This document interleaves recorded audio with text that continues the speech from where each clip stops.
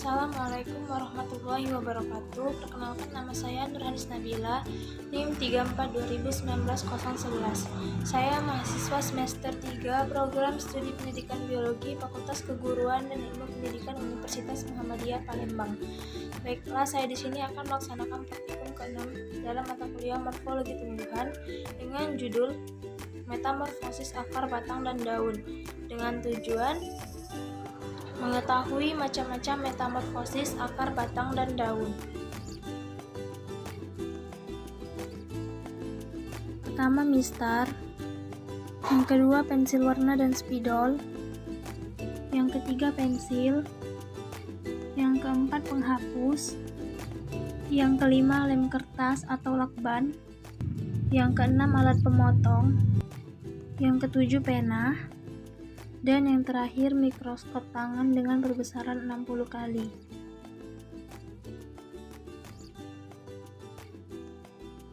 Yang pertama, Ifomu batatas L atau ubi jalar. Yang kedua, Manihot utilissima atau singkong. Yang ketiga, Kalanhu blospeldiana fulan atau cocar bebek. Yang keempat, Solanum tuberosum atau kentang. Yang kelima, Daucus corata L atau wortel. Yang keenam, Allium cepa L atau bawang merah. Yang ketujuh, Pachyrhizis crocus atau bengkoang. Yang kedelapan, Curcuma longa L atau kunyit. Yang kesembilan, Nepenthes ampullaria Jack atau kantong semar.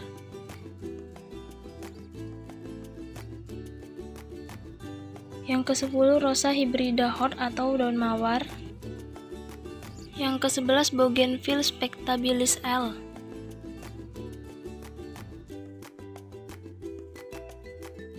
Nah, di sini saya menggunakan 3 tanaman sebagai contoh.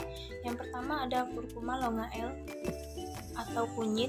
Yang kedua ada Solanum tuberosum atau kentang.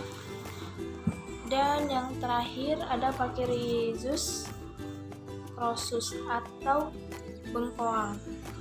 Nah, kemudian kita beri nama spesies dan famili pada lembar kerja mahasiswa atau LKM yang sudah diberi identitas diri seperti nama, NIM, hari dan tanggal, serta judul dan tujuan praktikum. Kemudian kita tuliskan terlebih dahulu nama spesies dan famili dari tanaman yang akan kita amati. Yang 3 saya sebutkan di awal tadi.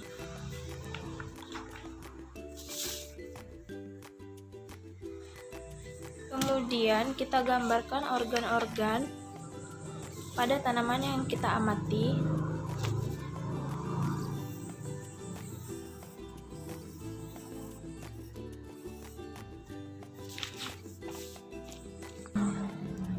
Kemudian kita warnai menggunakan pensil warna dan spidol.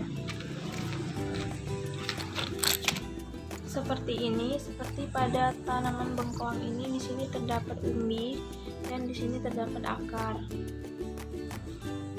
Metamorfosis pada akar, batang, dan daun tumbuhan biasanya dapat berupa kuncup atau gema, rimpang atau rizom, umbi atau tuber, dan umbi lapis atau bulbus. Selain itu juga dapat berupa alat pembelit atau sulur dan duri atau spina. Nah, yang pertama di sini saya mempunyai tanaman Pachyrhizis crocus atau bengkoang. Nah, bengkoang ini merupakan metamorfosis dari akar. Mengapa dikatakan demikian? Karena dia terdapat akar pada bagian setelah metamorfosisnya. Dia berupa metamorfosis umbi akar atau tuber rhizogenum.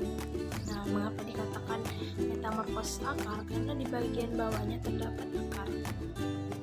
Nah, dia juga tidak mempunyai alat-alat pembelit, piala, dan duri atau alat-alat tambahan lainnya.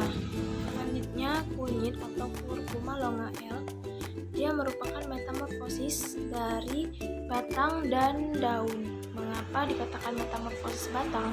Karena dia mempunyai garis-garis, bisa dilihat garis-garis di sini Nah, garis-garis ini mirip seperti buku-buku yang dimiliki pada batang.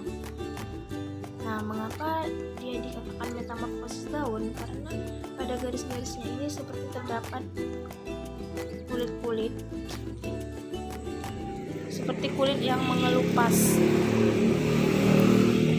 Nah, itulah sebabnya mengapa Curcuma longae atau kunyit ini dianggap sebagai metamorfosis dari batang dan daun. Curcuma longae ini atau kunyit ini dia metamorfosisnya berupa rimpang atau rizom. Nah, dia juga tidak mempunyai alat-alat tambahan, alat pembelit, duri atau spina, dan piala atau ascidium, serta alat-alat tambahan yang lain. Nah, yang terakhir Solanum tuberosum atau kentang. Nah, dia merupakan metamorfosis dari batang berupa umbi batang atau tuber caulogenum. Nah, mengapa dia dikatakan metamorfosis batang? Ketika dia sudah lama tidak digunakan, maka dia akan tumbuh tunas. Nah, tunas itu hanya terdapat pada batang. Oleh sebab itu, dia dikatakan sebagai metamorfosis dari batang. Selain itu, kentang atau Solanum tuberosum ini dia tidak mempunyai alat pembelit atau sulur, piala atau ascidium, spina atau duri, dan alat-alat tambahan lainnya.